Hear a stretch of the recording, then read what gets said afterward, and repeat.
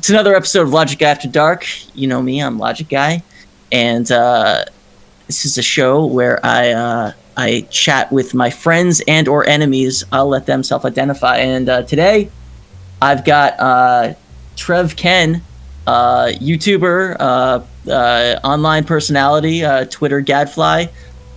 Trev, say hi. Hello. How you doing, Logic Guy? Yeah, I'm well. Thank you. Yeah, we're gonna talk about a bunch of stuff, including a extremely timely and up to date conversation about a video you made like a month ago about stonks, which we have a lot to talk about. We're gonna talk about your ongoing feud with the QAnon researcher community. Would you say that's a fair characterization? Yeah, maybe, yeah. I'd say I have some criticisms. It's not like a massive feud, but yeah, I have some criticisms. Can I say, and I hope I'm not speaking out of school here, but you were spitting fire on Twitter, and when I brought it up in the DMs, I was like, hey, we can talk about all the controversy with you and QAnon researchers, and you were like, "Oh no, I actually don't have any criticisms. No, I you just walked it all back." But we'll see. Okay, we'll so see how I can explain if you want then. So my criticism is more about the nature of, I guess you would call it like Noam Chomsky's manufactured consent, and I understand that because I've been in that situation as well, where I wouldn't want to say anything too controversial because of my position. And so it was more frustration about the fact that people aren't willing to rock the boat a bit more and say things that are kind of although I can see that the reason why they wouldn't want to encourage any kind of conspiracy kind of ideas themselves. I think a lot of it is out there already, you know, like how a lot of these dark money funds a lot of these kind of more crazier kind of disinformation campaigns. Can I read the tweet in question? Yeah, here, go for it. So that the audience has some context. Okay, this is Trev Ken speaking on Twitter.com. Follow Trev Ken. Why on earth are QAnon researchers, scare quotes, denying that there could have been any institutional support?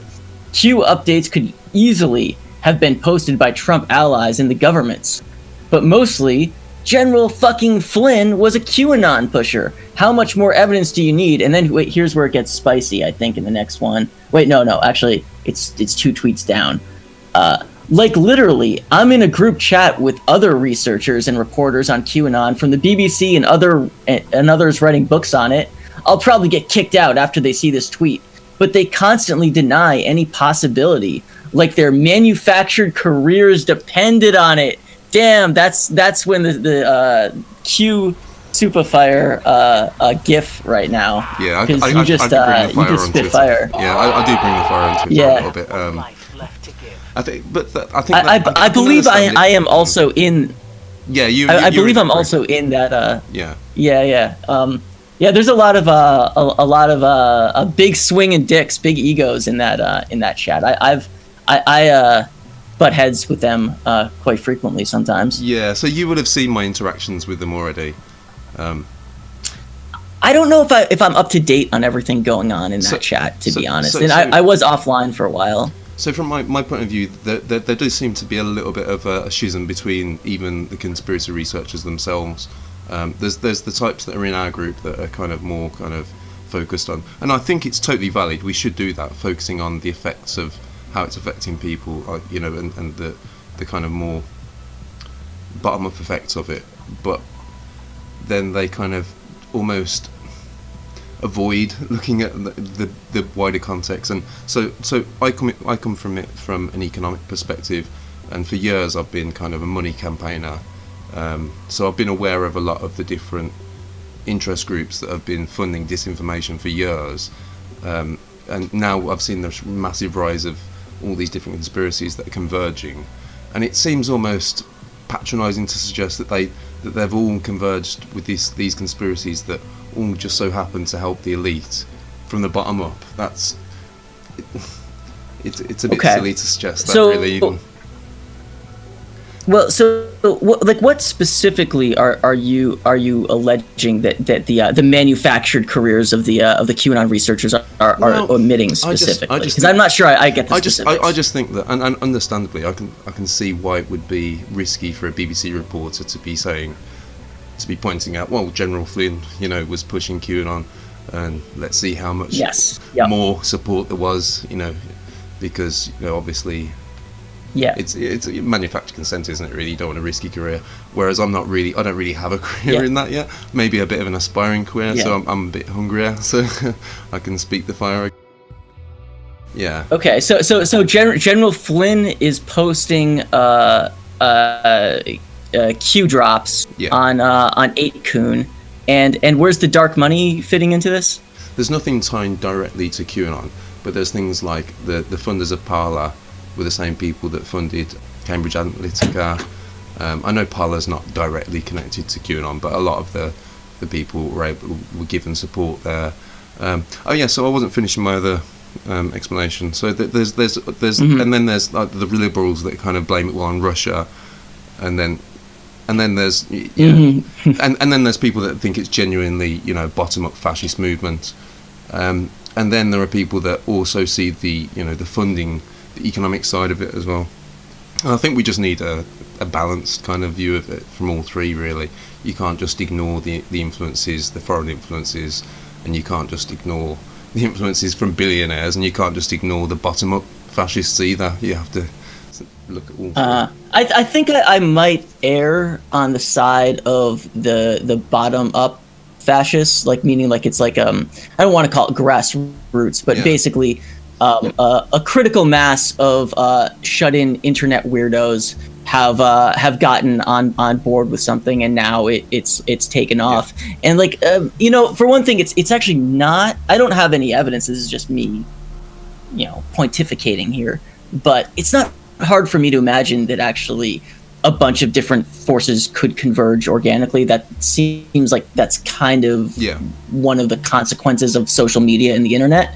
And the other thing is, I don't see much strategy behind QAnon. I don't the question who benefits. Doesn't have an obvious answer to me. It seems like a very chaotic, unruly movement. I was having a discussion with one of the guys in the group. I won't mention who it was. Outside of the group, actually, in a tweet thread, and he was talking about the Q drops not being cryptic, and I was like, well, they're the very definition of cryptic. If you look up, I would have to agree with you about that. And he was saying that, well, they're not, because there's no direction in what they're saying. And I was like, well, really, there is. When you look at it, they're basically retelling, they're recycling the protocols of the Elders of Zion. Really, it's the old fascist conspiracy theories. So there is a general message that's coming through that's cryptic. It almost seemed like he was kind of by cryptic you mean like dog whistling. Yeah, dog whistling fascist ideology, basically. Yeah. Okay. So they're saying, oh, the elites and the swamp creatures and the Democrats, but they mean the Jews, basically, is what you're getting at. That's what a lot of the they do tend to converge towards that. I'm not sure myself, but a lot of the time it's the Hollywood elites, or it's the or a lot of the time, actually, and that's where they do converge with a lot of what the billionaire kind of Brexiteer people push. It's it's the elites. It's the little guy against the elites, and they don't call it Jews, but it's kind of similar with this Wall Street Bets thing as well. There's a bit of a dog whistle thing going on there, but it's not out and out though. But for many years, like I say, I've been coming from this from a financial perspective. I've seen lots of different libertarians trying to put short squeezes on hedge funds, or claiming to want to, and I've been thinking, no, they're just doing a pump and dump, and it just seems like another one of those. If you want to shift onto the stocks and I want to stay on the QAnon thing just a little bit more, because I'm still not 100% sure. I'm picking up what you're laying down, but I noticed you're sort of getting into it with Julian Fields Field, I guess, of QAnon Anonymous. I mean, they're a group that I don't think has a real career to protect or anything like that. I think that they would be pretty comfortable at least suggesting that that Michael Flynn was behind some QAnon drops if they felt it was true. Do they say he's behind some of the drops as well? Oh no, I don't. I'm not sure that they have, but I'm saying I think that I think they would feel comfortable doing it. So my point is that just him endorsing it at all is much bigger than even if Q was real, because Q is only a low level. Right. Yeah, that's a good point. Nuclear that you clearance make, anyway, really, isn't it? So even if Q were real, General Flynn endorsing that kind of stuff is still bigger. So it's like. Right, because he's as national security advisor, he would have presumably top level security clearance. Yeah, right. Yeah, so I guess. Well, so maybe not though, because Flynn never endorsed. QAnon didn't even exist while Flynn was in the White House. Did it? Flynn was out the door very quickly. Yeah, but that was maybe because he was being a bit too open about it. Who knows? Well, but I mean, too open about what? Too open about his crypto-fascist ideology. That's what. But I mean, there was no. But the point I'm making is that there was no QAnon for him to be endorsing while he was in the White House. You know, he started doing that. I don't remember when he started, but he was like getting prosecuted by the FBI by the time he was talking up QAnon, wasn't he? QAnon came onto the scene in like October 2017. Yeah, that was around about the time that I first heard about QAnon as well. Yeah, but so I'm gonna make a really go on a limb and make a claim here. I would also say that QAnon wasn't really one conspiracy. Really, I think it dovetailed from the whole Pizzagate thing. Really, I wouldn't really separate it. I know that a lot of people do like to separate them. Yeah, it does slide into that very easily. Really. Yeah. Yeah, you know, I kind of agree with that, because QAnon Pizzagate was started by an account called was it FBI Anon or CIA Anon, and then after that weren't there a bunch of copycat accounts that, like, you know, called themselves like NSA Anon and stuff like that, and QAnon was just one in a series of copycats that happened to catch on. That's my understanding of the history there. I think originally it kind of came from the culture of the Anon, of the original anonymous kind of online 4chan culture as well. And so exactly, I mean, nobody knows who's posting there, and it's a similar thing with Wall Street Bets. No one knows whether it's hedge fund guys there pretending to be little guys saying, "Oh yeah, I'm ready to lose all my money on this," to stick it to the guy. Right? Who knows? No one could know. Because you got in a flame war about this. I think with a mutual of mine, where I tried to like intervene because you were saying that this Reddit post telling people to hold on for dear life was like obviously like fake and like from some like hedge fund guy, and the other person I think was like plausibly like calling you out and being like, you don't know that, you're making claims that you can't substantiate, which is true. Yeah, it's true, but at the same time, that's sort of the point. Like, we don't know who any of these people are. We have no way of substantiating it. And that post which I don't have in front of me, I can't read from, but it was pretty sketchy. It was written like, "Hey, I'm actually really poor, and I don't care if I lose hundreds of dollars. It's no big deal." Like, that doesn't sound very authentic to me, in my opinion. It didn't sound very authentic. So I did actually speak to the person, a person that claimed to be that person. And really? Yeah. So investigative journalism. He came to me actually, so that was why it's a little bit strange. So he got a tweet with 180,000 likes, and he come and searched me down specifically, the one person that's criticising him. Yeah. So how did that conversation go? Not very. I don't think it was that person, to be honest. He didn't provide me any. He told me he's going to be on CBS, a documentary and on film as well. I may get back in touch with him again, but he didn't seem very genuine. Yeah, so I guess I've been a little bit controversial and flamey on Twitter because, as I said, I've been cancelled. Like, I go and check my Twitter on shadowban.eu, and all week, all that. Sorry, pretty much for a whole month, I was shadow banned for like on 2 levels of shadow banning, not just like reply deboosting, but also so that you can't be found in the search and stuff like that. and yeah, I just yeah. That's happened to me a bunch of times. Yeah. So, but it's happened to me before, and that's normally when I've been like replying to people like a bit too much and stuff like that. But this time it just happened for like a month, and it just didn't go away, and I was like, I was getting a bit frustrated and trying to. That's a long time, actually. And it did actually work. I was being a bit spicy about the stocks thing, and I had a few people reply to me, and then I was able to draw out a few conversations.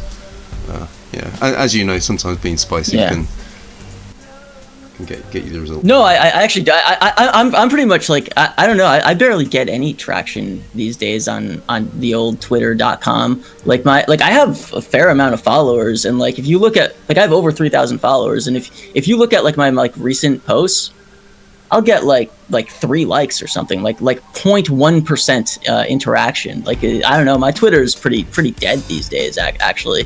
So whatever I do doesn't really inflame people enough. Shitposting. Yeah, I need to. The faucet's turned off, man. I gotta say, dude, I gotta get something off my chest about Twitter.com, because I'm gonna transition into a full-time Twitter complainer. That's what the future of the show is gonna be.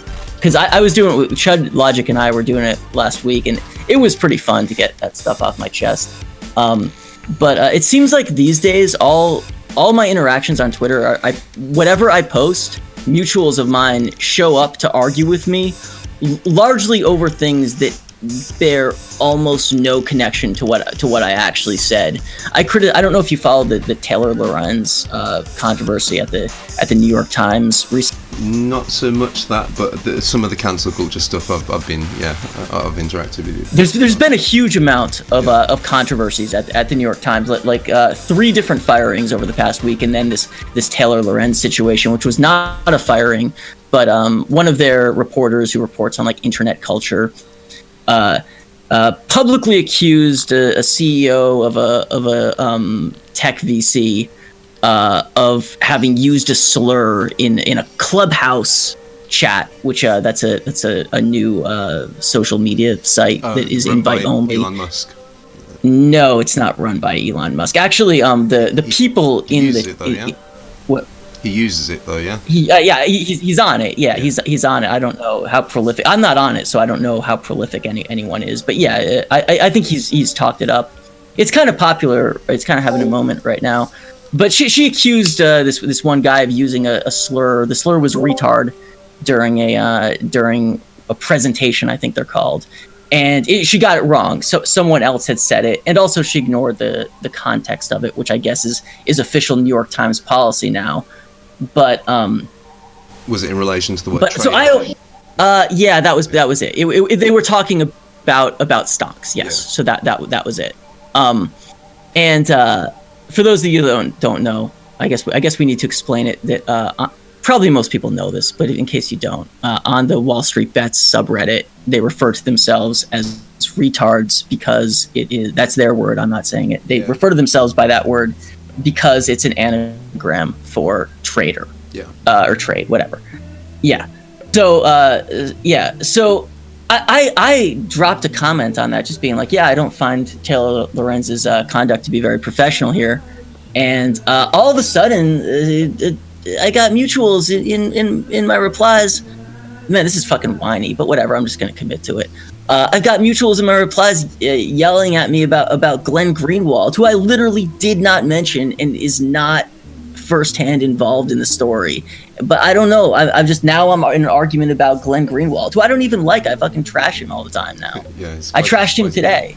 Yeah, he's going crazy today. Well, the past couple of days, isn't he? He's attacking one of my mutuals actually. That's calling out a lot of his bullshit, and he seems to be crashing. Who's he attacking? He's attacking someone that's he said that's claiming to be a black woman, but nowhere has this person. Oh, that guy's one of your mutuals? Yeah. Peter Solar's one of your mutuals? Yeah. Dude, you know that guy has a really shady history, right? Really? I don't really know. All I saw is that person has called out quite a few of the dodgy people on Twitter. But why? What's the history that person got them? Other than having the same surname as a fascist gun. Right. Yes. His grandfather was a famous Nazi with a slightly different surname. It wasn't even the same surname. His name is Solar, and the guy in question was Zoller. But so Peter Solar, for starters, is not just some internet rando. He was actually a defendant in the J20 trial, if you remember that, from 2017. So he had his name out there, and he was banned from Twitter circa 2019, I'm going to say, because he was instigating and condoning violence and doxing against basically huge swaths of the left. He said that people should throw cement at Chapo Trap House. He talked about like attacking, I don't know, just all your favorite like leftist shitposter podcasts. He was out there doxing them and calling for direct violence against them. And then he wrote this. He posted a bunch of like pretty crazy stuff. I'm gonna put it in the show notes. But I'm sure I have a screenshot of this. He infamously posted this diagram he made on his phone that supposedly was of the left, and it's I can't describe it. Maybe I can drop it. I don't want to stop what I'm doing to drop it in chat, but you've got to see this to believe it. It's like it's like Charlie from It's Always Sunny with the big board territory. Like, it's exactly out of that. And then he posted this. You can't find it online anymore. It might be archived somewhere. But this like monstrosity document on like Medium.com that was basically his epic, where he spun his master story about how prominent leftist podcasters are part of something called are part of the Strasserite Red-Brown Alliance, and I don't know, just said some pretty crazy things. But the main thing to know about him is that he was very overtly calling for violence and doxing against a bunch of people on Twitter. So he's genuinely really suspect. And there's a lot. He's the guy you hear a lot of rumors about. Like, there is a lot of speculation about the fact that he was the only one of the J20 defendants to accept some kind of plea bargain. So what was he made some kind of deal. What was the J20? Sorry. I'd have to bring it up. So the J20, it happened in the wake of Trump's inauguration. And there were like mass protests and demonstrations, and the J20 were a group not of 20 people. I think there were like 200 defendants, if I'm not mistaken, in the wake of Donald Trump's inauguration. And a bunch of people were arrested and tried, and it was a very controversial trial that received a fair amount of media coverage, at least here in the States, because there were not 20 defendants. There were quite a number of them, if memory serves. But I don't want to follow police you, but Peter Solar is like a genuinely unhinged guy.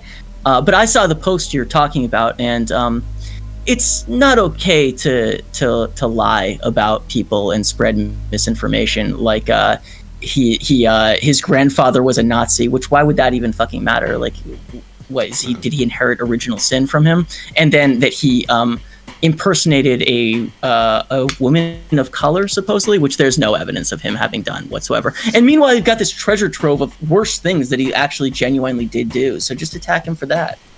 So I guess where I would come from it. So I know the guys you're talking about, and I know the whole narrative that they're talking about, like with the Chapo and stuff like that. I don't agree with the whole doxing thing, but they're right about a lot of the Red-Brown Alliance. That I made a video about that last year, some time ago, and that was just from my own kind of research, from what I'd seen, stuff like. As I said, there's a big crossover with stuff that comes from Russia Today. I don't want to sound like a whole big Russia conspiracist, but you know, so a lot of the lefties. What specifically is he read about? Well, stuff like Caleb Maupin, a lot of those supposedly far. So Caleb Maupin, I don't know much about that guy, but what I do know is that he actually did appear on like there's a video of it on YouTube. Yeah, with he actually did appear at a video with Alexander Dugin, who, like, Alexander Dugin is literally the leader of the Russians' Nazbol party. When I first heard of Nazbols, not National Bolsheviks, I just thought it was a meme. But Nazbols are an actual political party and there are actually in Russia.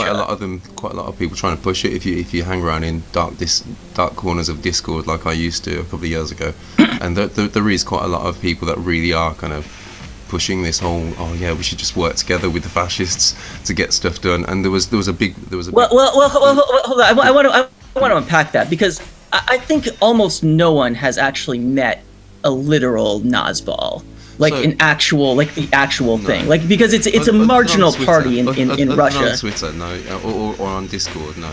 You're right. Not in I don't know that you could name many actual Nazbols on Twitter. Like maybe Caleb Maupin, but all we have to go on that is that he appeared at a convention. If you follow a few of the guys that I do, you would find them. I think a lot of them are just literally trolls and disinformation, things themselves. Okay. But they do exist. There is an issue, and people like Jimmy Dore have blatantly shown that now.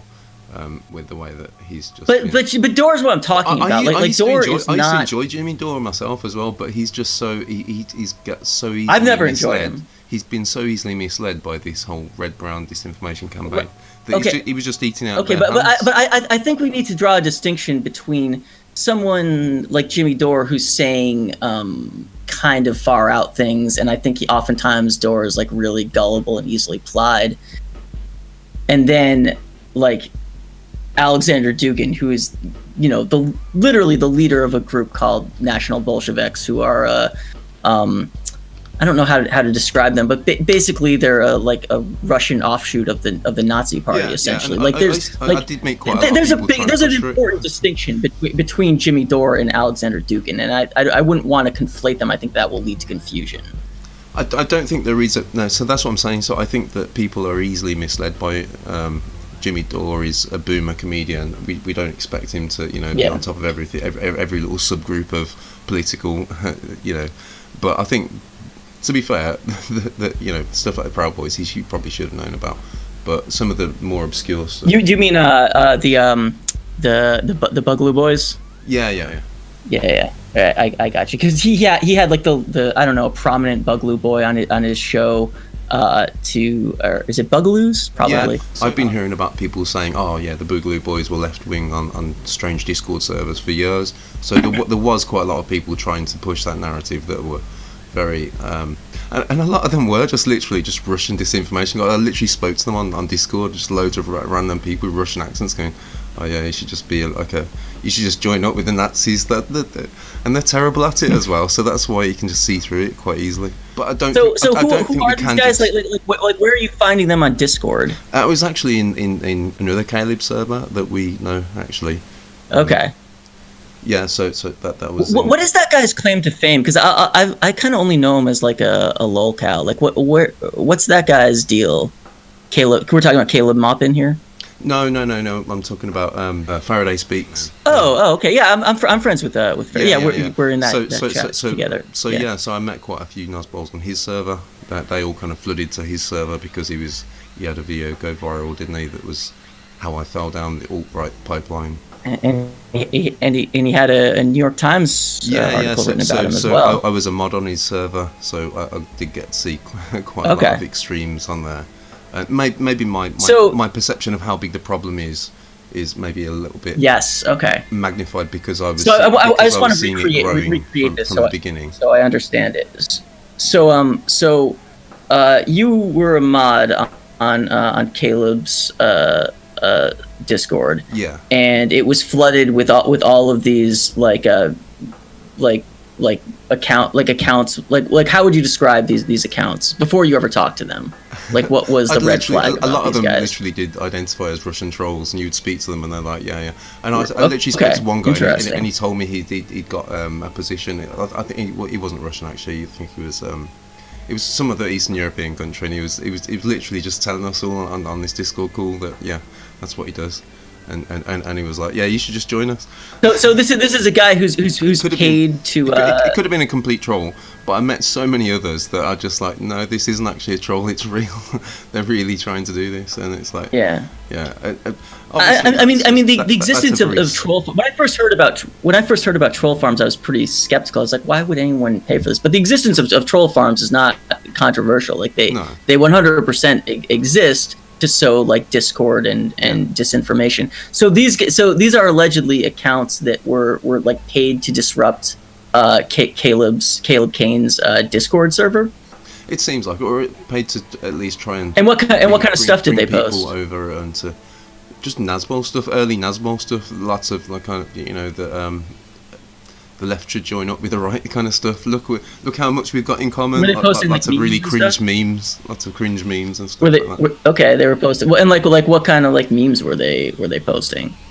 As we say, it's so decentralized, and so I don't think that there's one particular. Sure. I think there are probably a few particular troll farms, but I don't think even they had a set narrative anyway. Like I said, it was more about just causing kind of confusion, and a lot of it literally was that. So if you ever went into the politics server that's run by Dobbs or Doobie, is it? Have you ever heard of that? Okay, I'm not familiar with that person, but okay. Okay, so there's a big, massive politics. I don't spend a lot of time on Discord. Or Twitch. I'm not a Twitch guy, so So it was the person that was interviewed with Vaush the other day. Actually, they were on his his panel. So there's this. It's called the politics server, but I call it the fascist server, and it's the biggest server I've ever seen. Mm-hmm. And yeah, there's thousands of them on there, and you should go on there and I'll check it out. And are they like harassing people? Are they being racist? What kind of what are they doing? They're generally actually really quite polite and nice, and that's the scariest thing. That they're like friends, friend. Are they like pushing you towards like Jimmy Dore and like a Tucker Carlson content or something like that? They don't push you towards that, but they're like, oh yeah, well that stuff's okay. Mm-hmm. Jimmy Dore's okay, and that kind of stuff. It's not like they're trying to push you towards that, but it's yeah. Okay, that's interesting. This experience as a moderator has made you like suspicious of like a lot of these like Stupidpol dirtbag left types. Yeah. Would that be fair to say? So I've not really listened to a lot of them, but generally a lot of them I probably would listen to them, like because I enjoy Vaush kind of stuff. I enjoy the kind of edgier kind of political content myself anyway. Vaush is very like against them though. Like he'll denounce those guys as like class reductionists. Though. Yeah, exactly. Yeah, I'm probably in the same kind of boat as Vaush. I think they're too focused on class to the point that they're pretty much inviting in fascists, aren't they? And I can see the point of trying to bring people over to the left, even fascists. Yeah. I do actually see there being a point of doing that, but what they were doing then is before the election they were almost supporting Trump more than trying to get rid of him. Mm-hmm. So it seemed more like just a disinformation campaign, or a voter suppression campaigin rather than, not even a campaign. They're just incentivized to do it because that's exactly a suspicion I have of Jimmy Dore, that he seems, and I'm not calling Jimmy Dore part of a red black brown alliance at all, but like him and people like him seem to exist primarily as an off-road from electoral politics. And it's not if you were funneling them somewhere else, like on the ground activism or something like that, I wouldn't necessarily be critical of that. But they seem to be an off-road to nowhere. Just don't vote, tune out. The parties are the same. And if you do get involved in something, it seems like it would probably end up being like Republicans or Trump or someone like that, because from what I've seen, they're not very critical of the mainstream Republican Party. From what I've seen, yeah, at least not overtly.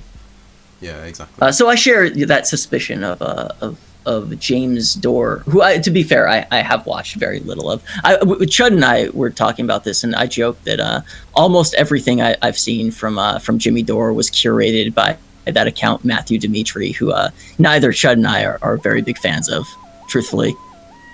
Okay, I've not heard of that. Matthew. Okay, so that's his editor, is it? I guess. Yeah. Well, no, Matthew Dimitri is just a guy on Twitter who posts video clips.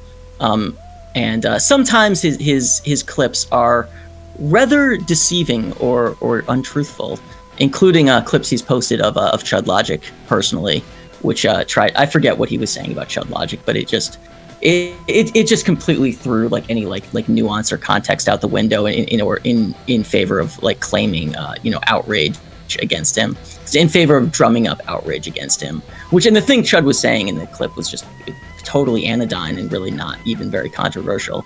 But Dimitri doesn't care about that. He's kind of a dishonest actor, in my opinion. With Jimmy Dore, I think that it has become very apparent now. I mean, if you look at the pattern of behaviour, he was like trying to get people to not vote for the Dems in the election, and then as soon as that happened, 2 elections now, yes. Okay, yeah, 2 elections. I wasn't really paying attention before, and then straight after that, he's launched straight into a force the vote thing that he knew that he was trying to push.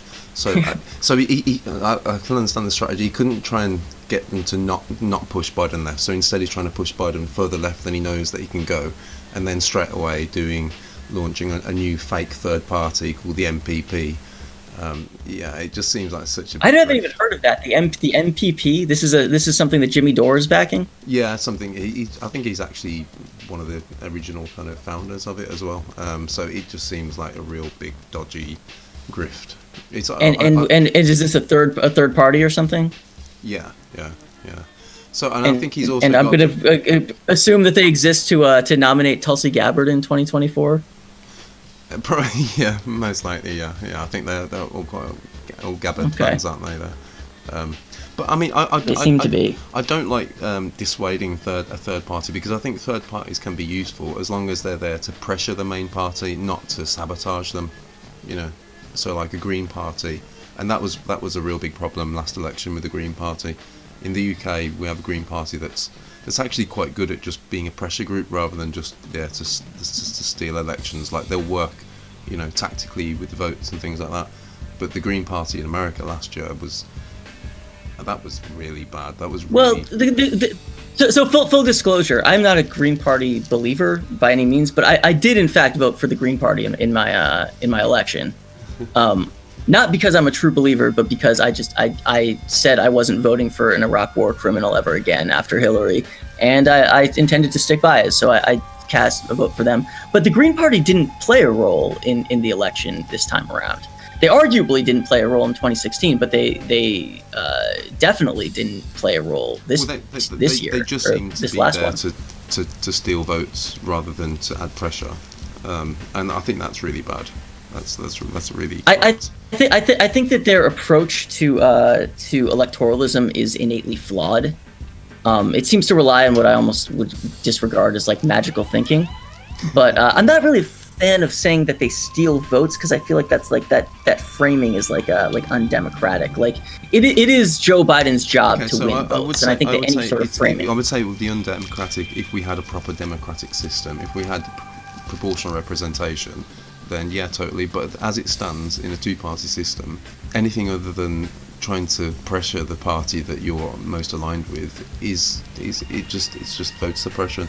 And I think in England we recognise that, and the Green Party does ultimately. It did really try and split the vote actually to try and get rid of Corbyn, and that's where I did see how Green parties could act. But ultimately, when they're pressured, that they were there to kind of more back up the left-wing side. And you can't really say that the Green Party in America shouldn't ultimately try and improve things and back up the Dems like I said, I find what the Green Party does is like completely counterproductive. I like I said, I think that they misunderstand. I think they have a flawed theory of electoralism. Mm-hmm. I have an idea that there's two kinds of voters. There are voters who what's the way to say it? There are voters who are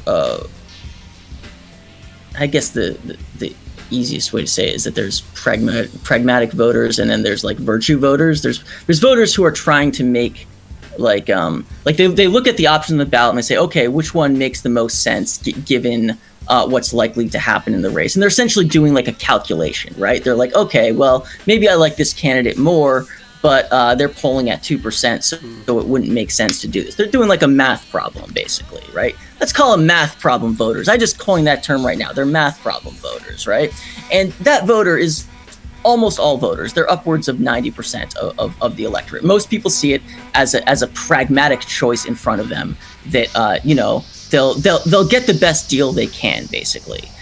This is more, even though I am a Green Party or was a Green Party voter in 2020. This is more or less the view of voting that I subscribe to. But voting isn't a stand you take; it's something you do, right?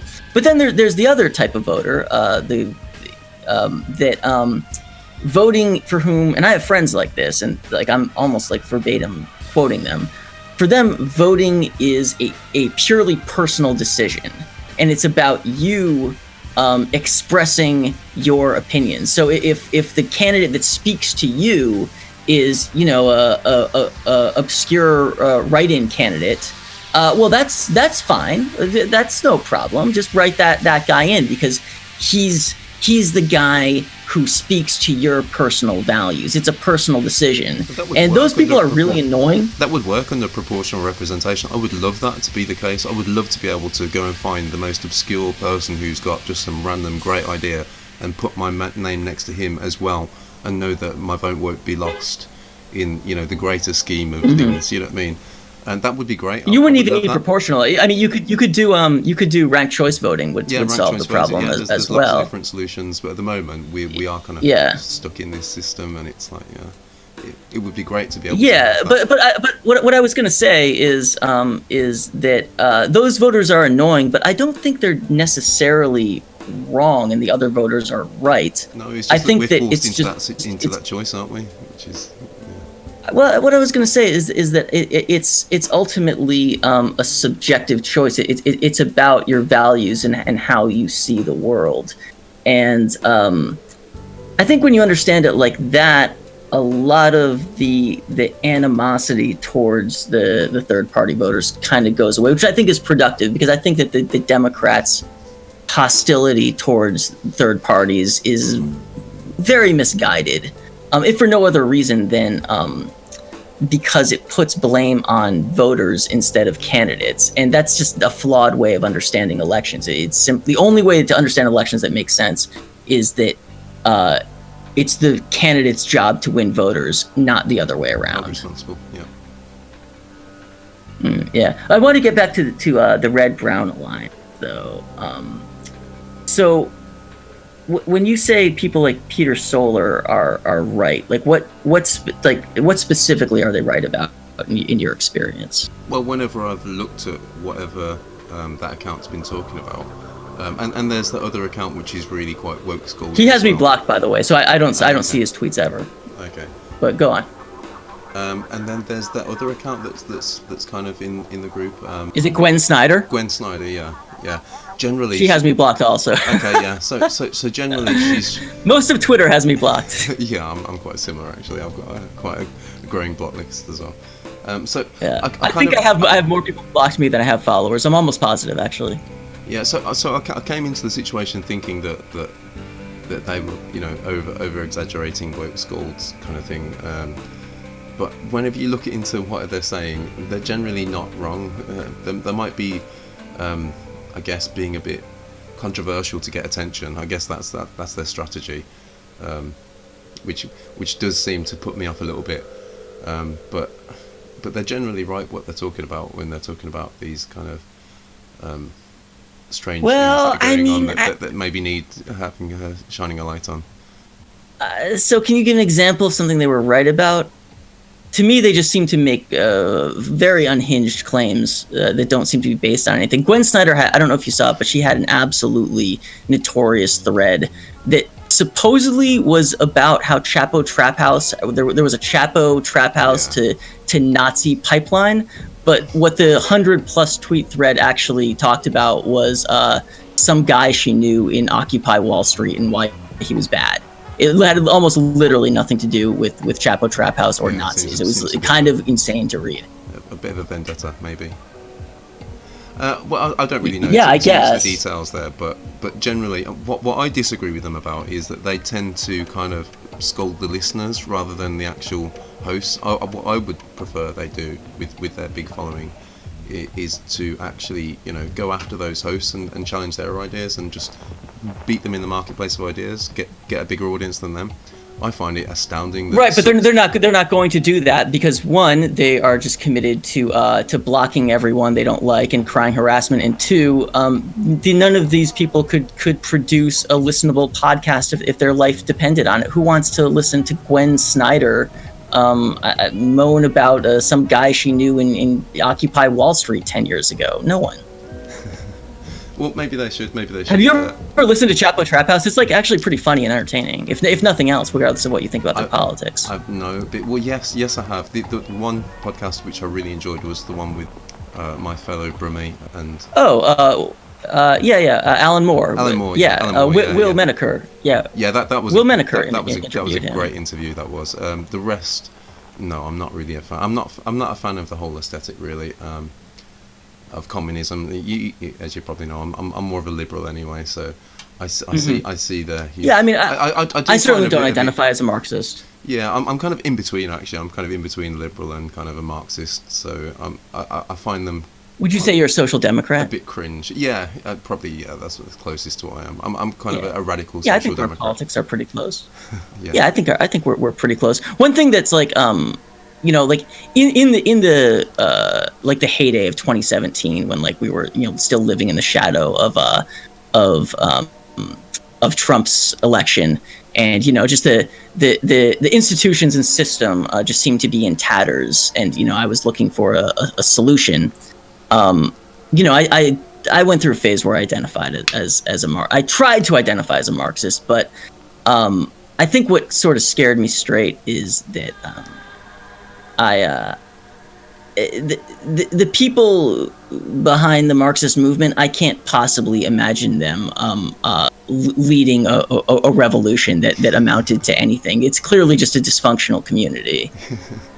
Yeah, I think that's what I realised as well. So I almost flirted with communism a little bit myself just before Jeremy Corbyn got in, and it wasn't that it was more that I was tolerating them, and I was like, oh, they're harmless. Look, they're harmless. They're never going to win, are they? Let them have the fun. That's what I was thinking. And I laughed all the meow jokes as well. All the do you remember that? Meow.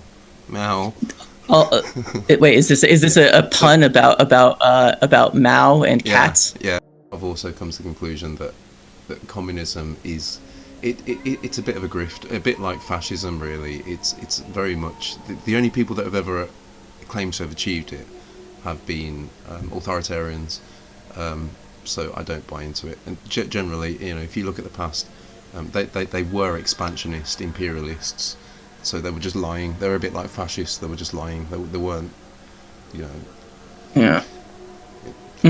Left wing. I probably have more to say about that, but I feel like I get myself in trouble if I just start babbling whatever's on my mind. Okay. This is probably more a venue for the written word, perhaps, on medium.com. Okay, I'll look forward to reading it. Yeah, if I ever write it, which I probably won't. Speaking of like the shitposters, the dirtbags, the stupid pollers, the Red Brown Alliance. Do you know my friend Fooly Cooley on Twitter.com? Yeah, I did have a few interactions with Fooly Cooley actually. Yeah. Right, so he's pretty immersed in that environment. I'm going to guess you had some negative reactions. I'm just going to go out on a limb there. Yeah, we had a little bit of a disagreement. Yeah. Go on. About can I ask about what? I think it was actually back in Woke Brands. It was around about the time of 2019 when we were discussing woke brands and like brands supporting Black Lives Matter. And I think woke brands. Got it. I think what they were actually getting at is that they wanted the government to ban companies from being woke. And I was like, no, that's authoritarian. That's that. Not actually Fooly Cooley, but he did get involved with some of the replies. But with some of the people that were following Fooly Cooley, just like they were just libertarians. That's what they identified as. Don't tread on me, kind of guys. And it was like, you guys aren't leftists. Yeah. I would recommend, because if you ever manage to find my hidden YouTube channel, which is being shadow banned, but you can get to from my Twitter page, I did an episode of L9AD with Fool. It's actually a two-parter episode. I did see so that, actually. long. I didn't see the second part, but I think that might have been how I found your channel. Well, that was one of the first episodes I saw of your channel anyway, yeah. Oh, okay. Yeah, because I thought that interview went pretty well, and I refer to Fooley affectionately as my frenemy, and we hash out a lot of these like these differences in I don't know, like our differences on these issues, and like I don't know, like I took issue with what really frustrates me about Fooley, which is his insistence on predominantly or maybe even only criticizing the left and other leftists, and never building things up. Yeah, he's another orbiter of Peter Coffin as well, isn't he? And I don't know if you know, but I've had my whole big. I think he likes Peter Coffin. Yeah, I don't know if you know, but I've had a big, massive spat with Peter Coffin. Back in the day. What was? So we used to be friends. What was that about? I used to be on a few Discord servers. Really? And chatted with him a little bit, and he used to tweet out some of my content when I was a bit more Marxist. But then. How long ago was this? This was probably. I was one of the first people to be blocked by Peter Coffin, probably from back in. Well, not the first, but yeah, since he went on his blocking spree. So even like sent out messages. So I was talking to someone else. The Scott Blast guy, the Marxist Scott Blast guy, something like that. I don't even know who that is. Yeah, he's another person like Cooley anyway. And so I got into a discussion with him in DMs, and then I criticised Peter Coffin and said that he got a lot of dodgy, like kind of red-brown followers. And then he sent a message, and he forwarded it onto Peter, and then Peter tweeted it out with my profile and image on there and stuff, and started saying, "See these people that they're spreading a network of lies and trying to badmouth me." And literally, this guy messaged me, and we just got onto the conversation of Peter Coffin, and he's so paranoid that there's like a whole network of leftists out to get him and stuff. Yeah, he's so frantic on Twitter.com. He's out to when you guys were friendly, out to cancel himself. Yeah, he's just out to cancel himself. After that, after our spat, he just seems to have gone downhill. It's like he found the vampire castle too bougie, so he wanted to build his own. Like when you guys were that's a good description, actually. Were, he's built his own vampire castle. Thank you. Yeah, very good. He's building his own. Yeah. When you guys were friendly, what year was that? How long ago was that? End of 2018, 2019, probably midterm elections when Bernie was probably at his peak of cool kind of popularity. Right. That makes sense. He's a guy who like seems to. I don't really follow him very closely or watch his videos, but he seems to reinvent him. It seems like he reinvented himself a few years ago. Yeah. Like he was almost like a. He was like during like Gamergate, he was like a SJW type, battling Gamergate, and now he's like he's done a total 180 on that. Yeah. So I did find that wasn't that long ago. One of his early videos is where he's just criticising Sargon of Akkad. Actually, I think that was one of his videos. Wow. Yeah, like he also did a music video about he did a music video about being a woke male feminist ally too. He's back when he still looked like Zach Braff. Oh, sorry. We should be calling. We shouldn't be misgendering. We should be. Oh, I'm sorry. They. Yeah. You're right about that. Sorry, my mistake. Yeah. They're just out for a little bit of cancelling. So the very first tweet that even says Peter Coffin is cancelled from that Milo Yiannopoulos interview that they were going to do. Oh yeah, that one. At MythCon where my friend Justin went, and Milo ended up debating Mr. Destiny. Yeah. So the very first tweet came from Peter that was saying Peter Coffin is cancelled, and like just made a whole thing that they're about to be cancelled and cancel themselves. And it seems very much like what Gina's doing at the moment as well, where she's like just baiting being cancelled. What Gina Carano's doing? Yeah, what Gina Carano's doing. Yeah, it's a career move, isn't it? If you get yourself cancelled.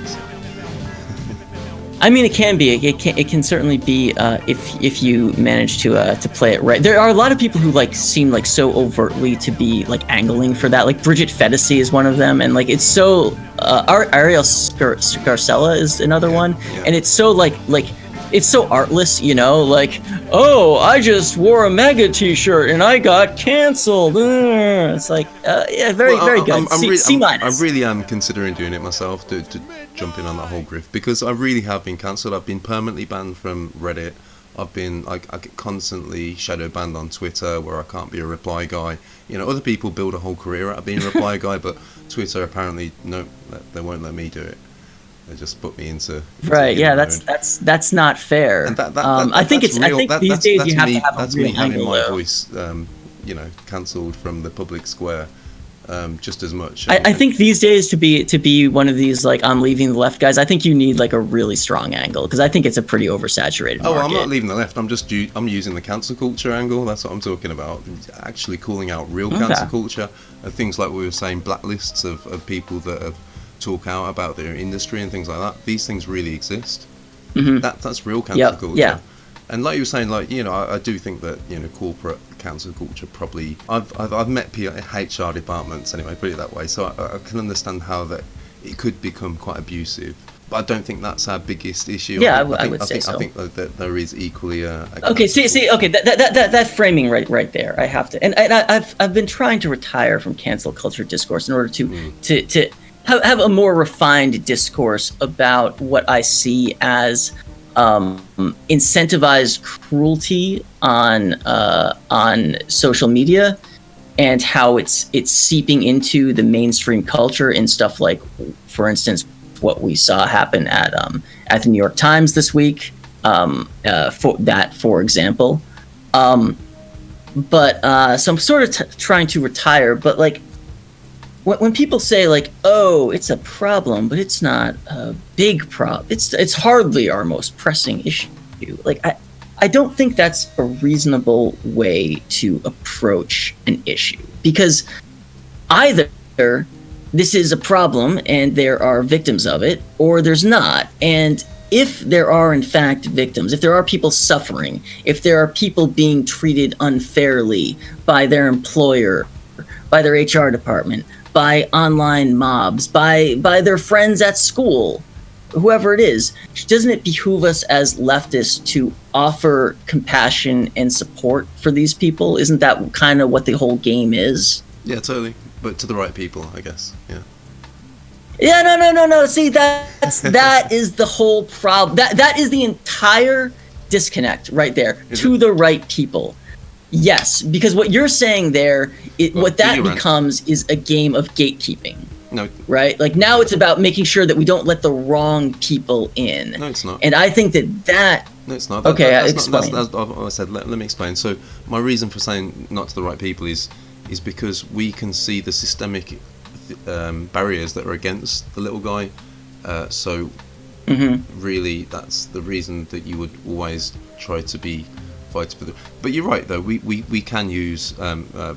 you know, big people on the right as case studies of, you know, something that we're against, and we shouldn't just be hypocritical and just ignore it when it's something that just only affects our side. And I do agree with that, but I just think that the whole cancel culture issue is so slanted towards seeing it as being big influencers, not being accepted in the marketplace of ideas. I agree with you about that. And it's like, no, that's the marketplace of ideas. Okay, I agree with what you said about the conversation being slanted towards like the Gina Caranos and Chris Pratts and J.K. Rowlings. I completely agree with that, and that's part of why I want to retire from the cancel culture discourse and start a smarter conversation somewhere else. But here's the thing. Here's the criticism that I don't think the left is hearing. One of the reasons why Gina Carano dominates the cancel culture discourse, and, you know, teachers who are fired, or you know, like union workers who are fired under at will employment are ignored, is because the left has refused to take up this issue. The left has been hiding our heads and saying, oh, it's not, cancel culture is not real, actually, instead of saying, hey, there's an interest in this, let's use it as a bludgeon against at-will employment, a bludgeon against the ruling class, a bludgeon against abusive HR departments. Why don't we do that? I do think that that's a good idea now, actually. That's why I'm talking about it. That's why I think that it is a good thing to talk about in this culture. Because, as I said, if you go onto YouTube and you type in modern fascism, the name of my video, my most popular video essay, it doesn't come up, even if you type it in quotes. And that's, I can understand the nature of why, because of the word fascism included, but it's still the stuff that you think they're burying it because you said fascism. I think it's more that I'm actually talking about the disinformation around fascism. That video in particular is where I did a deep dive onto a lot of the stuff that a lot of these Wokescolds were talking about that seemed kind of non-issues. Who are you referring to as Wokescolds? So when you say that term, who do you mean? So like Gwen, Snider, people like that. That's what they often get derided as Wokescoldy. And I can see the criticism as wise, because they it can just be a bit a little bit abrasive sometimes. And I think that so I did do a video where I was a little bit abrasive. I think that might be an understatement of Gwen Snider and Peter Solar. But yes, okay, I'll agree with you. And I also do disagree with the whole going after individuals, doxing them. I can understand that there needs to be societal pressure against bad things, but I think that it does kind of bring on a whole vigilante kind of culture that's that can it brings out a. I think that the left is preoccupied with a moralistic strain of thinking that is overly concerned about bad people getting in, and what it results in is a militant kind of gatekeeping that I think it has been so destructive and counterproductive, to the extent where when you have cases like our friend Chud Logic being demonetized on YouTube, a really important journalist named I don't want to overstate it, but an important journalist named Ford Fisher being demonetized on YouTube.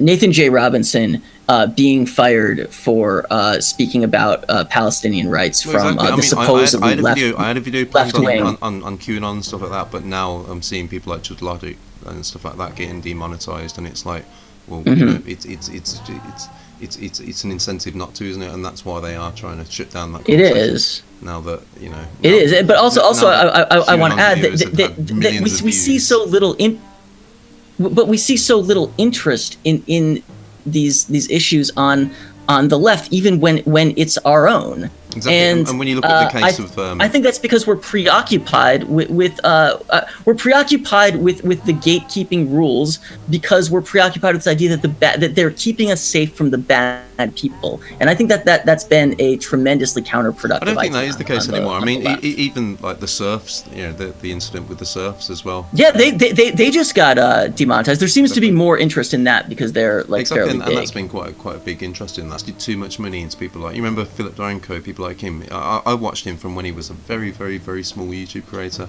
and I watched him grow and then become part of like the. Are you talking about Philly D? Yeah, Philly D. Yeah. Are you a consumer of Philly D? I stopped watching him for a little while, but I think that it was good the way that they invested in this partner program, where they invested in a load of YouTubers and stuff like that. But it did make it a little bit fake. I would have preferred to have actually seen them really grow organically, a lot of those smaller ones. And it did create this big divide between the two, in almost the digital divide between the different creators and consumers. I'd have to know more about the program to really make an argument, but it just seems like, they invested in a handful of hand curated small content creators, and I don't know, help them out, while meanwhile passing these opaque, draconian, punitive laws against literally probably millions of content creators. So it just seems more like a PR move to me, but I don't know enough about the program, so I can't say. I don't want to get too conspiracy-minded, but it seems to me that generally the right-wing conspiracy crazy stuff obviously gets a much bigger, easier time on it. It has done for the past. It did do for the past 4 or 5 years. When you saw videos, that crazy video, QAnon videos with millions of views. It's probably not the same. I don't see any kind of suggestions like that anymore. It's probably because I've tried to clean my suggestions, and I need to do that with my mums actually as well. So even my mum's got into not quite QAnon, but yeah. Wow, that's kind of scary. Yeah, since I would freak out if my parents got into stuff like that. Well, that's kind of what spurred me on to be motivated to kind of combat that kind of stuff a bit more, because I don't really want. And that's in the UK. That always blows my mind that like QAnon is like popping off in like other countries when it's such like an American pro-Trump. And I know there's Trump fans abroad, obviously, but it just strikes me as like such an American movement to hear it. Like, that's why the whole red brown thing does go a lot deeper than maybe than you think. There is quite a big in France. In France, I've seen it as well. There's the whole red brown issue where there were in fact the yellow vests was a movement like that, which was one I actually thought I could get behind. I thought, well, maybe the left and right could join together, but when you saw where that led, like the yellow vest movement in particular in Canada, so where did it lead? In Canada, they all ended up supporting the oil companies. The yellow vests really were like, we're supporting and protecting the pipelines and stuff like that. And in France, they just ended up being quite a far right movement, and in the UK as well. They just all fizzled out into anything where they try and work with the right. They fizzle out and end up just being a right wing thing, and I do think there's something about the nature of trying to work with anyone that's too far right that it's bound to fail, and it's also it's a con. Because I can't diagnose the problems with the yellow vests, which was a very European movement that my American brain probably doesn't fully understand. But I can't help but feel like part of what's happening here is the left is failing to present something to the angst-ridden masses that are looking for change, are hungry for a vision and a message, but the left isn't providing one. So people like Bannon and Steve Bannon and people like them are sort of stepping in. We're allowing people like Bannon to step in and fill that void, which I think is a good transition to your stonks video. Okay. If you get where I'm going. Yeah. So actually, that is quite a good transition over, because I think Steve Bannon and Nigel Farage, both big, up to their necks in hedge fund guys, friends, in that whole that similar network of far right, populist people. And Steve Bannon is a guy who I think has done a great job of picking up like leftist sounding language and messaging and using it in service of a far right wing agenda. I think he's been actually kind of scarily good at it. Well, not just far right agenda, but more actually the top down far right agenda, which is kind of more related to big capital that wants to repress workers, that has an interest in having fascism. I mean, there's so many different interests of pushing fascist ideology. You've got the state itself that wants that wants a little bit of nationalism, if not outright fascism in many cases. You've got big companies that want to repress left-wing causes. You've got the petrol companies that want to repress. There's so many different interest groups, or just different interests that had actually aligned at that point, that it did seem like they'd all converged into one big kind of conspiracy at one point with QAnon. It does seem to be kind of diverging a little bit. And now. With Trump before, Trump was kind of like an all-purpose lightning rod for stuff like that. Yeah. But take us into your stonks video. Like, explain your thesis. Okay. So my thesis is that it could just very easily be one of those guys that owns a big hedge fund that's pushing populist rhetoric. That's like, oh yeah, guys, let's all get behind this stock now. Let's all get behind that stock, and pumping it up and then dumping on them. And just maybe if they do screw over another hedge fund, so like Citadel actually ended up loaning them the other Melvin Capital $3 billion. What do you think that's going to do? Melvin Capital is the hedge fund that was shorting the stock, and they're the guys that really took the bath on But it. apparently they were Right, all, okay.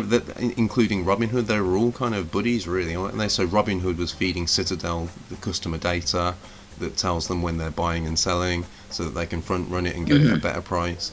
It seems like one big con, to be honest, where all the big guys were working together to screw over little guys to get them to buy in and think that they were screwing. That's honestly, that's what I think. I haven't got full evidence for it, but I think it will come out eventually.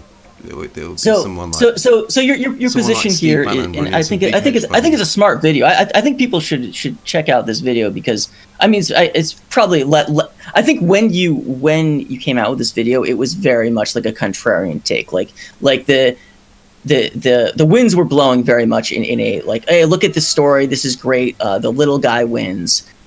Yeah, and you were like very much swimming upstream from that message. Even now I've looked and I'm pretty much the only person that's pushing that was saying this whole message. But yeah, at the time especially, there was no one that was really challenging it. Everyone was pretty much in agreement. Oh yeah, we're defeating the hedge funds, and it just seemed too good to be true. I feel like it actually came, like the conventional wisdom kind of came more around to you, because I think now, like especially when you see like where the story went, I think that this is like the conventional wisdom, like it sort of whatever it started at, it turned into kind of a pump and dump, and as usual, the house always wins. The little guy gets fleeced. There was no other way for it to end, was it? Other than the last people that buying in getting dumped on. There was no other way for it to happen. There was no other way for it to end. Especially when as you were saying, there's an infinite money. The actual business model is that Robinhood, which offers its services for free, meaning that the user is actually the product. What they're actually doing is selling their data to other hedge funds, so that they can make bets on the market. So it turns out to be rigged all along, anyways. Yeah. Which is generally how markets tend to be. But markets tend to get cornered and rigged a lot of the time. But especially those. What's your economics background again? Because this stuff is like, I don't know much about this stuff, but you seem to have a pretty good handle on it. So I was just desperate, and I was trading. I was desperate to earn a bit of my money back that I'd lost from Bitcoin. So I just desperately tried to study the markets and see how they worked. And like, I was studying like the order books and like trying to work out who was on the other side, and like working out that like, there was obviously big hedge funds and how they were like moving the order books to make it look like there was lots of support, but actually there wasn't really a lot of support and things like that. And I was just like, I just got to understand how the markets end up being manipulated by the hedge funds through the order books, as well as like generally like the messaging that was going out through certain populists and people like that. When it's certain I guess season, when it's a certain season, they all start shifting their narrative. Were you trading on Robinhood or a service or a retail service like that? No. I was just on Coinbase. I just used Coinbase. I was desperate, and I watched loads of videos and things, and worked out how like the forex markets work, about how big hedge funds like pressure prices one way and then let it spring back another way, and it's quite ingenious. But yeah, it relies on having millions of little guys pushing it one way or another, and that's what was obvious to me. It was happening at the time. It was the little guys that were pushing it up. It wasn't the short squeeze pushing it. Maybe that was adding to it. I do think that there was probably truth in the whole short squeeze thing initially, but there was no other way for it to end other than the hedge funds winning anyway, because they're hedged, aren't they? And literally what happened is one hedge fund is about to consume another. And I think that's one angle that I wanted to go at, is that hedge funds having increasing control and becoming bigger and bigger monopolies. I think that's a really bad thing, especially for leftists to analyse that, because hedge funds are actually incentivized to reduce workers' rights and things like that, because they want to because they're like the biggest investors in companies. Hedge funds, pension funds are. And they've got a fiduciary responsibility to earn as much money as possible. which means that they have a legal responsibility to be as devious as possible and extract as much from companies and to only care about the bottom line, really. That hedge funds. So the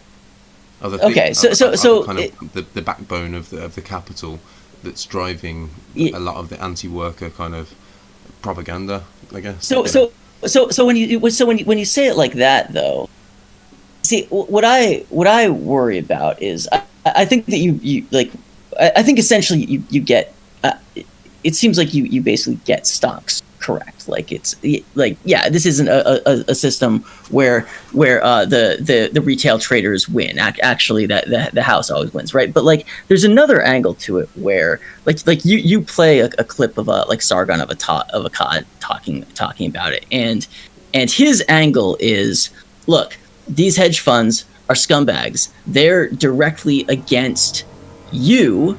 Right, the little guy, they're the ones fucking you over, and you get to see them take a bath, which many of them definitely did. Isn't there something to? There's something to that. Like, it doesn't have to be good. It doesn't have to be like a Robin Hood story. It just has to be a story where some guy you hate gets fleeced, and that's fun to watch, you know? Do you get what I'm saying? Yeah, but that wasn't that. I don't think it was them getting fleeced and then laughing about it, which, yeah, is the opposite. Yeah, like in a way, and I don't mean this as a criticism, but you're almost like the guy in the stadium who's like, oh, well, your football team won, but how is that going to make your life? Just because they beat the other team, is that going to make your life better? And it's like, no, you're right, it won't. But I got to see the other guys lose, and I enjoyed that. Let me have that thing.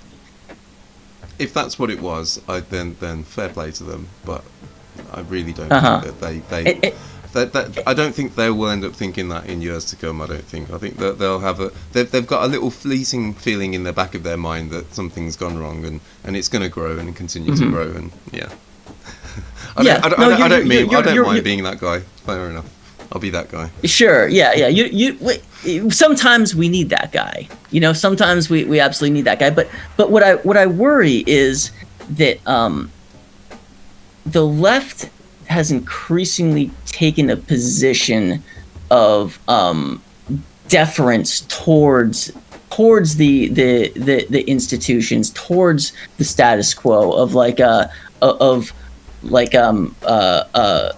propping up the hedge funds while modeling deep skepticism towards the retail traders, who several publications either implied or outright said that they were like racist online 4chan trolls with no real evidence to back that up. What I see time and time again is mainstream left-wing voices taking the position of not of the small guy, but of the big institutions, and I think that's like a betrayal of core left-wing values. Yeah, totally. That's exactly what my point is. That's exactly my point. Okay. That's exactly my point. The fact that they all think that. How so? The fact that they're literally jumping on board something that people like Sargon of Akkad are pushing them to be dumped on. And did you see what he was saying? He was trying to make out that people with less money have less of an effect from losing money because right. He's saying more. Because you'll lose. I wanted to punch. Yeah. Right. Yeah, and especially since in Minecraft, you're going to do that in Minecraft. But especially since what I forget what the name of that hedge fund was, but the big one that took the bath. What happened? Well, they ended up getting a windfall of cash from investors to cover it anyways. You know, they got $3 billion to cover them. Exactly. So they didn't end up taking the bath. Exactly. Yeah, that's a good point. A limited liability company. They're not taking any haircut.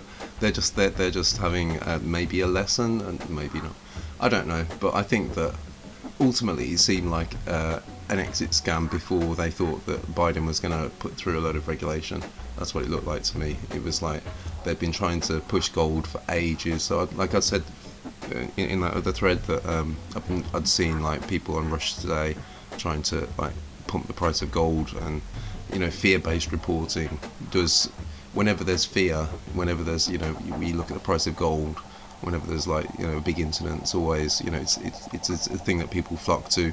So therefore, if you're a big gold investor, you are incentivized to want there to be chaos and things like that, things like fascist leaders to rise up and things like that. And it's like, it's all a big grift. That's what it looks like to me, especially when you see like the way that a lot of those disaster capitalists and hedge funds work.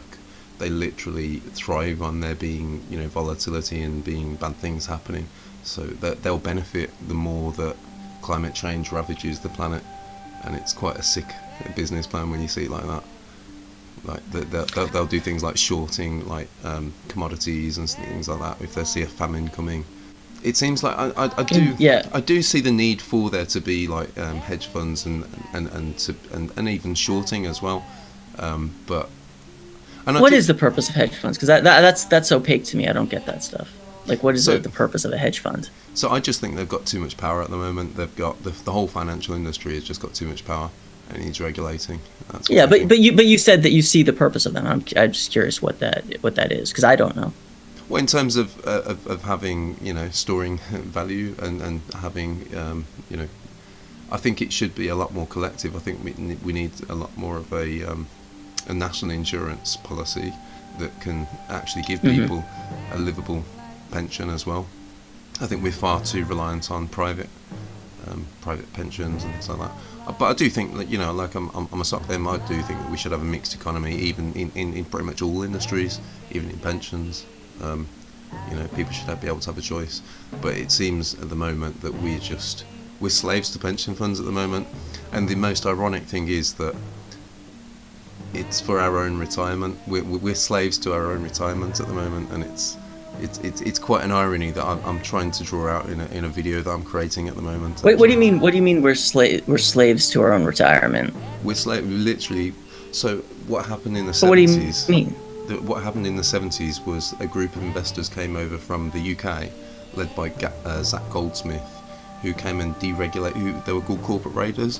And they came and invested into, and they started a culture where they were like ripping out, old people that worked there, making the company more efficient. A lot of the time it was like a pump and dump scheme, but what they were incentivized to do is get rid of all dead weight, make the company more efficient. In brackets, more efficient. A lot of the time it did just ruin those companies and sent the jobs overseas and stuff like that. But they were making out like they were revolutionising the companies. But once their tactic of corporate raiders became the norm, then all the pension funds had to do that as well, because they had fiduciary responsibility. So now the hedge funds are the pension funds are now the things that are being the biggest force against workers, ironically. Yeah. So they don't want your employer to have to cover your pension, basically, because it's a drain on capital. Yeah, well, am I picking it up here? Yeah. So the more that the hedge funds become consolidated, the more that they have power to put against workers. It's basically the big fight, the struggle between capital and workers, and it's now kind of gone into our pensions. So it's like an ironic kind of twist where we're held captive to our pension funds. To our and that seems to be the biggest force. It's not even just like groups like fossil fuel industries that are the main pushers of like anti-worker kind of propaganda. It's actually them. They're the main interest group behind kind of repressing your standards of living while you're working, so that you can. And that's the thing, the more that they consolidate, the less that they're actually going to end up giving you in your retirement, you know what I mean, because there's less of a competitive market if they do become more consolidated. We kind of got into no, it's good. I don't understand this stuff, so it's good for me to listen to it. You did a good job. But back to the main thrust of the show, which is Twitter feuds. You and I sort of got into an argument about your video online. I wanted to hash that one out, because this is all about squashing beef and broing it out. That's the main focus of this show, of my chat show. I had a hot take. Go on, give me a hot take. Yeah, you've seen it before because you replied to it, but I'm gonna read it for the viewer, the listener. Here we go. Jimmy Kimmel has been brainwashed into being a corporate woke Manchurian candidate by Robin DiAngelo and Disney TV execs. I stand by that. I think I nailed it. So what have you got against Robin DiAngelo? I've not really seen the whole controversy with her, other than that she's written a book about fragile white people. I don't really. Yes. That is the least of her. So what? Here's all you need to understand about Robin DiAngelo. Robin DiAngelo is a woman a white lady who drapes herself in the language of like woke intersectionality, and is even claimed to be like a socialist of some kind. But what her job is she's a henchman for corporate interests. She's hired by them to appear on site and lecture the employees about their racism for the purpose of protecting the employer's liability. And also, I think that there is a very paternalistic. It's not even subtext, really. It's right out in the open. A paternalistic message that listen, your employer is looking out for you. They're protecting you from your fellow employees who are all racist and harmful towards you. So luckily they're here, and they sent me to protect you from them. And if we weren't here, then who knows what your fellow employees would do. And some people have called it like a low-key form of union busting, and I think that might sound a little conspiratorial, but I think there's something to that. This tweet's not really about Robin DiAngelo. Yeah, that's it in a nutshell. So we did have a whole discussion about this throughout, and I can see where you're coming from. I do think there are genuine neoliberals that do use kind of like woke politics in order to obfuscate from kind of. I think if someone were to suggest otherwise, that there were not, I would literally think they were insane. Yeah, because it's just so self-evident that there are. Yeah, but I do think that they're less so than people like to make out. I think that a lot of that does end up becoming kind of a bit of a fascist talking point when you're just calling everything kind of woke neoliberalism, because like I don't know, especially the word neoliberalism. Like, I don't want to get back into deep economics again, but like neoliberalism is very much an economic issue. It's, so it may use cultural kind of sidelines and keep right. And Robin DiAngelo's job is in fact to protect their liability from lawsuits. That's what she exists to do. But which isn't even necessarily a problem. But my issue is that she does it by abusing the employees. Yeah, but again, neoliberalism seeks to reduce workers' rights in terms of their actual material, like take-home pay, rather than scolding like racist people. And I think that's kind of the bigger kind of economic struggle. I do think that obviously there is an issue with. Wait. Let me ask you this. When your employer hires Robin DiAngelo to come teach you about your racist original sin, is there motivation that they're concerned about like a non-woke racism and they're committed to anti-racism, or is there a concern their own liability if there were to be some kind of racial incident at their job? Like why is Robin DiAngelo? It's probably a mixture of both, isn't it? Just like everything. I think it's very much the second. I think it's very much the latter. I think she's there. You can't always assume that the people that hired them were doing it necessarily nefariously. Mm-hmm. I do think that she's a grifter. That's what I honestly I don't think there's anything nefarious about it. I think that this is exactly what I mean. We all know that this is how these corporations work. I don't think there's anything really nefarious about it, like any more than there is saying like, oh, like yeah, your employer doesn't really care about you. He's actually out for the bottom line. Of course, that's true. It's self-evidently true. Yeah, but for example, I've worked in some organisations where there has been a big kind of a toxic culture of just a boys club kind of culture, and I don't think that you can solve that with HR necessarily. I think you can. It just comes. It can only happen naturally. I think those kind of change, and I think that's where I kind of agree with you. I don't think you can just kind of force that down in a top-down PR kind of way, because if anything, you might get just for the record, this diversity, inclusion, equity industry, which is like a multi-billion-dollar industry, there's quite a lot of data into it, and it pretty transparently just doesn't work. It doesn't result in more diversity at the company. It doesn't result in any better outcomes. So for example, there's quite a lot of data debunking it. I can imagine some people in some organisations thinking, oh yeah, that's a really good idea, that we can kind of diversify and get some better ideas and things like that, you know, if we have more of a, but I don't think it's always that nefarious. I don't think it's not neoliberalism anyway. There are genuinely people that use kind of woke politics as a form of neoliberalism, as a way to obfuscate from kind of inequality. And I think that I would agree with you there if she was doing that, but I don't think that. I think she's just more being just kind of a bit of an annoying kind of grifter. Just to be clear, I don't think like this is her agenda. I think that this is the agenda of the people who hire her. Oh yeah, maybe maybe some people use her for that kind of. I'm sure Robin DiAngelo, I mean, if she really cared about anti-racism, she would probably give up this grift and find something that actually had tangible results. Also, I think that if she really cared about anti-racism, she probably wouldn't be a white lady profiting off of Black Lives Matter. But other than that, I think that Robin DiAngelo basically believes this stuff. She's just full of shit. It's the corporate interests she serves that are the true, like, sinister forces here. Okay. Have you seen the new Adam Curtis documentary yet? I'm sure you haven't. It's very long. No. We talked about it, but what is it about? What's the gist of it? Okay, so it's this one in particular is about everything. It's almost like a work of art. Yeah, my favorite topic, everything.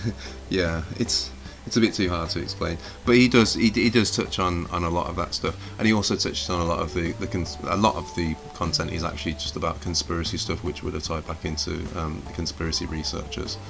Are you saying that Adam Curtis addresses Robin DiAngelo and white fragility? No, but in the article where he's talking about corporate kind of wokeness. What's Adam Curtis's take on corporate wokeness? For it or against it? So it's similar to what you were saying, that it seems to be kind of a less productive way of tackling it anyway. And he was more in support of more bottom-up kind of movements like Black Lives Matter and things like that, which I agree with as well.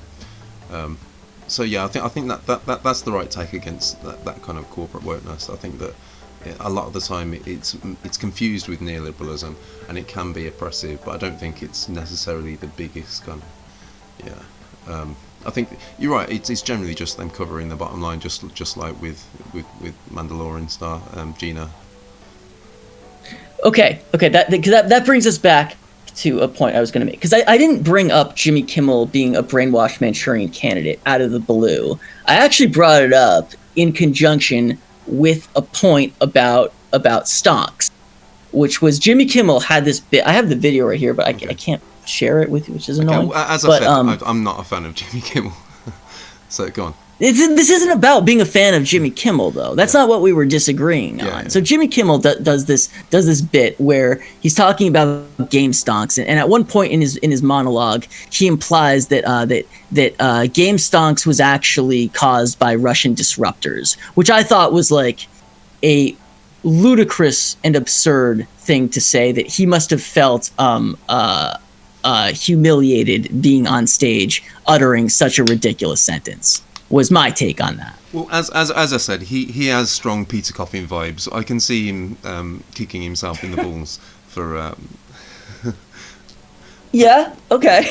I can. But I can see that. But I can also see where he's kind of coming from. So the way I see it is that those same hedge funds that were like pushing, the silver squeeze and stuff like that are on Russia Today. What's this? I don't know what the silver squeeze is. Okay, so there's like... Oh, you just mean promoting silver and gold online. Yeah. So there is a big crossover between people on Russia Today and like a lot of the libertarians that are pushing the silver squeeze that have been for years, or pushing gold as well. So I can see where he's coming from. But no, I don't think it's just purely a Russiagate thing. I think it's very much like... It was an organic thing with hedge funds, I think, and with a load of crazy retards. But, yeah. It seemed to me like a rather pathetic attempt to discredit the Wall Street Bets subreddit but instead of by making an intelligent argument like you did, just by saying some stupid nonsense. Yeah. And it confused me when you argued with me about it, because what Jimmy Kimmel was saying seemed to be at odds with the thesis that you laid out in your own video that at the time I had just watched. So it was weird to me that you were like sort of defending Jimmy to some extent. So like I said, what really, really, really, really baffles me is how that guy is got a position on TV and manages to keep it, because whenever I've downloaded his stuff, it's so unfunny. I don't understand how he's awful. He sucks. Terrible. He's terrible. Yeah, he does just seem to be.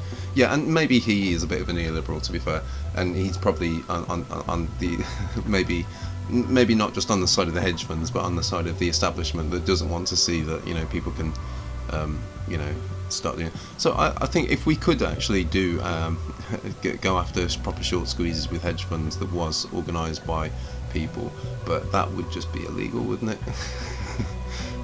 Probably, although then I would fucking crump down on it. And then I think that if it who would they be organised by? Who would organise those things? I think that if there was a real risk of it really damaging the hedge funds, I don't think it would have got to the stage that it got to, really. Well, but I mean, there sort of was an inorganic attempt to shut it down, and I understand what was going on with Robinhood. So Robinhood, the app, shut down trading on GameStop. It does seem like there was a genuine conflict, but really it seemed to me like a conflict between two big guys rather than more between the little guys, because they were always going to be the ones that were going to pay the price. But so just to be clear, you and I are in agreement that GameStonks was probably not driven by Russian disruptors. I think that there may be a crossover with the same hedge funds, though. I do think that I'm open to that idea. I've got no crossover with the same hedge funds. Yeah. So so are you aware of the other big stock guy? What's his name on Russia Today? A really annoying guy with a voice like this, Max Kaiser. I don't know. Max Kaiser. I don't know who that. I'm not really familiar with him, though. Max Kaiser. Well, he's always pushing certain things, and he's got to be a front for big hedge funds. There's no way. And he was pushing exactly the same narratives, and so yeah, I do think there's probably some Russian hedge funds that were involved as well. But just as likely, it was hedge funds from our side as well. So yeah, no, I'm not a Russiagator. I just think that the whole all the countries are corrupt. They've all got corrupt people. Okay. Yeah. Fair enough. Yeah. All right, man. Anything else you want to talk about before we head out? That was good conversation. Enjoy it. Yeah, man. Thanks for coming on. It was. Thanks for teaching us about the stonks. Yeah, thanks for having me. All right, man.